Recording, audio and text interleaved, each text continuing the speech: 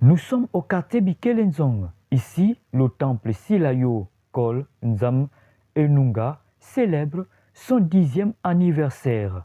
Ce vendredi 29 août 2025. À l'occasion, les femmes du dit temple ont animé une conférence sur le thème de la femme face aux enjeux de l'heure. Une conférence qui a permis d'abord aux invités de comprendre d'où est parti le mal, pourquoi les femmes de nos jours ont perdu les valeurs vertueuses qu'incarnaient les femmes d'autrefois. La chute de la femme a commencé dans le spirituel. Okay.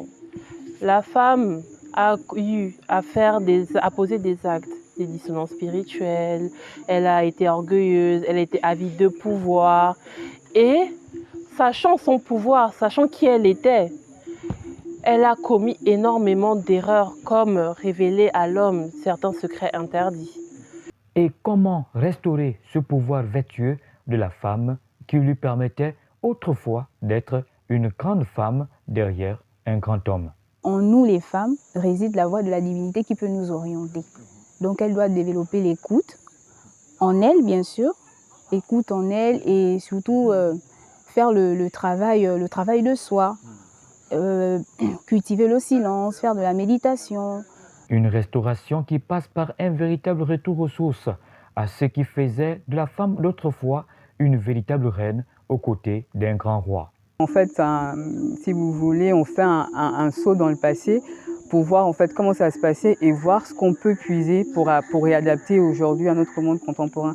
En fait, ce qu'on fait, c'était vraiment de planter la graine pour faire prendre conscience à la femme de l'être qu'elle est, mais lui faire comprendre aussi qu'elle a tellement perdu de choses en chemin qu'il y a énormément de travail à faire pour qu'elle redevienne ce qu'elle est. On fait comprendre à travers le retour aux sources, en fait, le bien fondé pour la femme de revenir à ce qu'elle est à l'origine. Parce que le pouvoir est en elle, il n'est pas perdu, c'est juste qu'il est en léthargie.